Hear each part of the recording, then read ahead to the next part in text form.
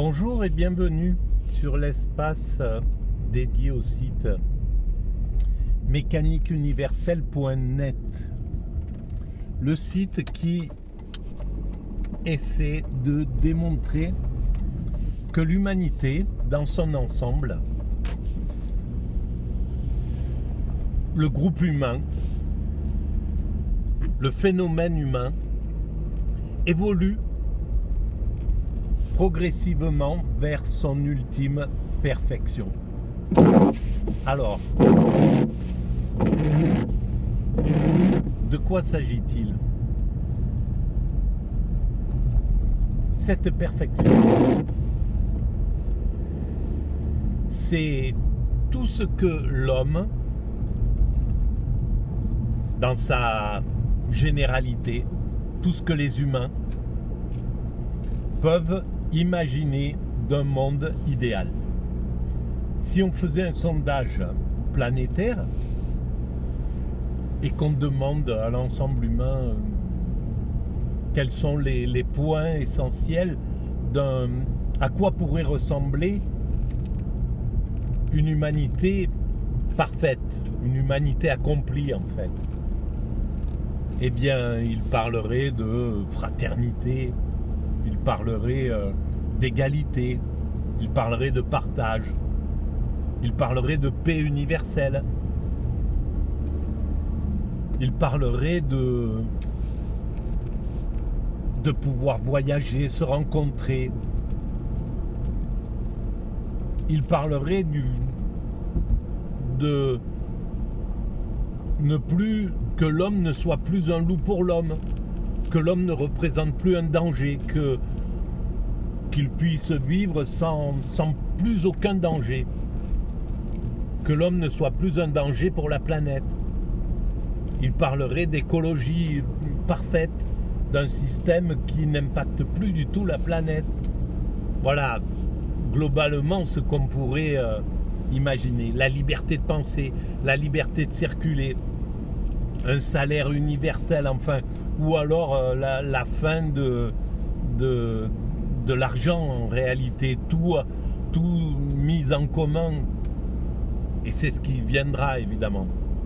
On arrivera à un certain moment à... Purée. Je ne l'ai pas pris alors.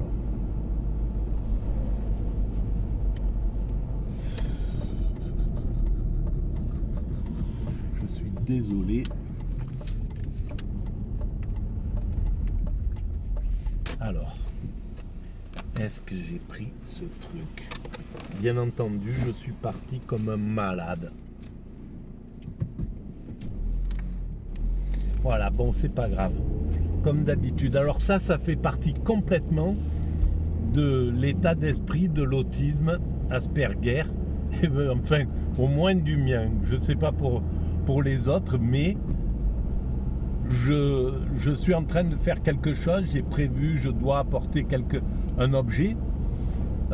Et sur l'instant, je commence à penser à 1000 autres choses avant de partir.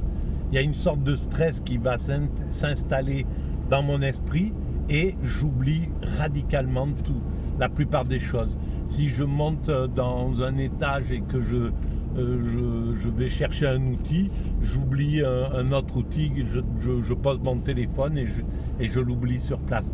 Parce que mon cerveau ne fait que penser. Il est en activité permanente en réalité. Il y a très très peu de moments où il cesse de penser.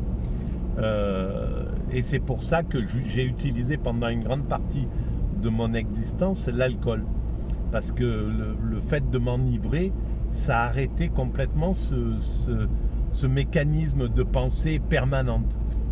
Donc au moins pendant le moment où j'étais ivre, je pensais plus, j'étais désinhibé déjà, mes peurs tombaient, mes angoisses tombaient, etc.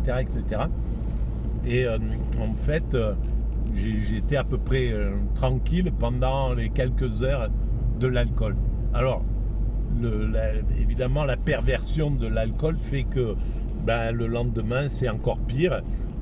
Et en plus, il y a la culpabilité qui se met en œuvre. Il y a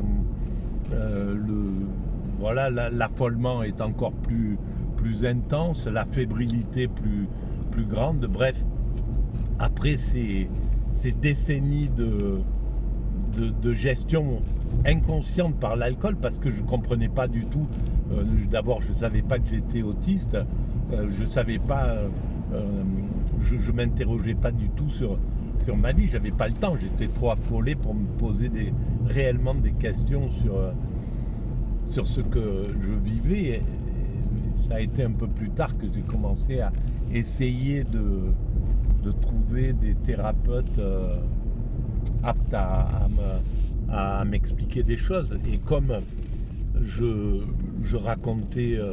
me racontais la vie, donc je me la racontais à moi-même et à mes thérapeutes, donc ils n'ont jamais pu faire grand-chose parce que j'étais dans une superficialité assez intense.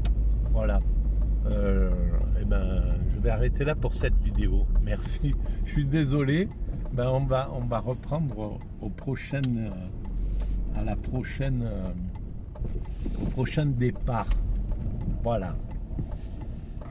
N'oubliez pas, alors ben, je vais quand même la mettre cette vidéo, même si elle n'a pas d'intérêt philosophique, on va dire. Au fond, elle a peut-être un intérêt pour ceux qui ne savent pas pourquoi ils boivent de l'alcool. Parce qu'il y a toujours des raisons assez profondes à l'addiction. Et voilà. Ben, l'humanité, quand elle aura atteint sa perfection, on aura géré tous ces problèmes psychologiques qui font que ça dépend des maltraitances de l'enfance, évidemment.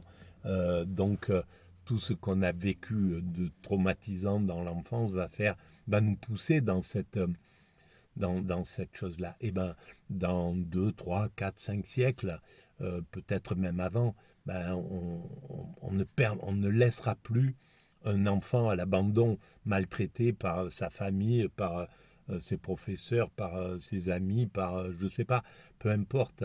On ne laissera personne se laisser abuser de manière à ce qu'il cultive tout un tas de pathologies et de dépendances. Voilà. Donc ça fait partie de ça. Je ne me plains pas. C'est aussi tous ces traumas m'ont poussé à la mécanique universelle. La mécanique universelle décline de tout ce que je suis et de tout ce que j'ai vécu et subi, évidemment. Donc voilà, on peut. Van Gogh ne serait pas Van Gogh, c'est ce que j'écris souvent. Van Gogh ne serait pas Van Gogh s'il avait eu des parents idéaux. Mozart idem, et puis tant d'autres. Voilà. Donc ça fait partie du jeu. Alors si vous pensez que ça a un peu d'intérêt universel, ces vidéos, vous pouvez mettre des pouces, vous pouvez vous abonner, vous pouvez envoyer les liens aux amis qui seraient susceptibles d'être intéressés par ça, et puis vous pouvez laisser des commentaires. Merci et à très bientôt. Et merci de vos passages.